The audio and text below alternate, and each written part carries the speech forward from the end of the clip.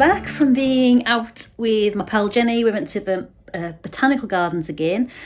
And it was so lovely just to get out. We did spend quite a lot of time in the cafe this time, more than before. So it felt like we didn't actually get a lot of time drawing in the Botanical Gardens, but I'm happy with what I did. It was nice just being out. You know, one thing I really love about drawing is it gives you a good excuse to go out into beautiful places. And it's one thing I like about climbing as well. So not so much now, but I used to do a lot more kind of bouldering and climbing, and it was just so nice to have an excuse, legitimate excuse, to go out into nice places and sit for a while. Because I think as an adult you don't really do that. You go for walks, you maybe walk the dog or the cat or whatever, but like when you grow up and you're not a kid anymore, just plonking yourself down in the middle of a nice pretty field isn't the thing that many adults are expected to do. So having a reason, like drawing or climbing, it's a really nice play. It's a really nice way to get into beautiful places. And I had a really lovely day today. When I came home, I found that my seed packets had arrived.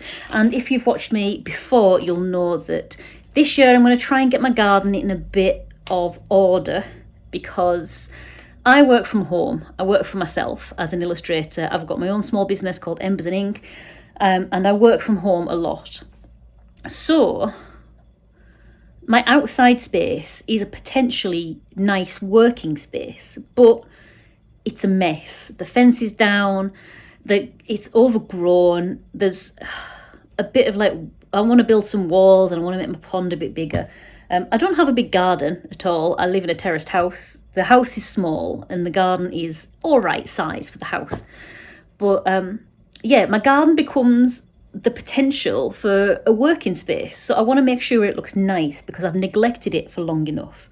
The other day I was out in the garden and I said I'd keep you updated about what I'm going to grow in there. So I've bought some seeds from a company called Real Seeds. These ones are like all varieties. So first I've got a dwarf pea. This is an extra early. I love it because it's a variety that's been growing since 1893.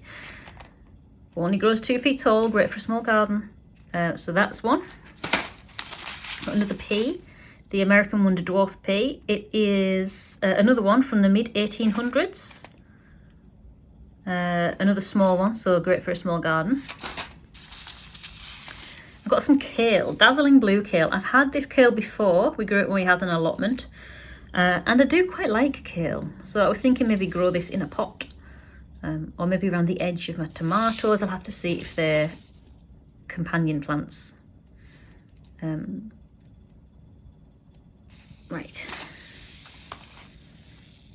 A courgette. We use a lot of courgettes in our cooking. So a courgette which will do good. This is a bush courgette and apparently will do good in a small garden. I was thinking about growing it in one of the big blue tubs I've got, which used to be my old recycling tubs. But yeah, courgette, we eat a lot of courgette. Aubergine. I've got... we use a lot of aubergine, and at the end of the garden we've got a log store which we've put a kind of semi-transparent, or not semi-transparent, it's a fully transparent roof on, and we can use it because it catches a lot of the sun, and we can use it to grow tomatoes. We've done that in the past, but I had to we used to have a wooden roof on it, and it didn't get a lot of sun because of the wooden roof. So when we grew tomatoes in it, I had to take the wooden roof off, but also we needed to use it as a log store in the winter, so I got a corrugated plastic roof. So hopefully it should be sunny enough and catch a bit more heat in it to grow some aubergine, because we do use a lot of aubergine as well. And I've got a few tomatoes, 4 tomato plants. So I've got an Amish paste vine tomato. This one is like, it's called a paste tomato, I think, because it's got very few seeds and it just looks like pure tomato paste inside. So apparently make really good soups. So I'll try that one, see if that grows. The Wenzel short vine tomato, another variety from the 1800s. So there's that one. Gigante Lisco vine tomato from the 1920s. And an organic tomato de Colgar, a European tomato. Apparently, oh yeah, it says they keep incredibly well. So apparently these ones keep for months, and I think these guys can keep like you'd keep an apple. You'd cold store an apple, so you can cold store tomatoes, but we'll probably just be eating them at the time. Oh, another pea. Another dwarf pea. A full size, well, not a full size one, but a bit taller this time. And a sweet pepper. I thought I'd give a sweet pepper a go. We probably don't have the heat. I used to grow these when we had an allotment in our polytunnel, but because our garden, the log store, gets a lot of sun at the end of it, I thought I'd try it. Why not? So we've got it's basically a sweet bell pepper, but it looks like a chocolate colour, and apparently they're very sweet. So purple skin and sweet brick red flesh. It looked beautiful, so I thought I'd try it. So there you go. The more you know, eh? So I will obviously keep you updated about progress in the garden. We did go to the tip the other day and we got rid of the old fence panels. We got rid of the old outhouse door, which was getting in the way. It was a health hazard. So that's all gone. Next on the agenda, I think, is sowing those.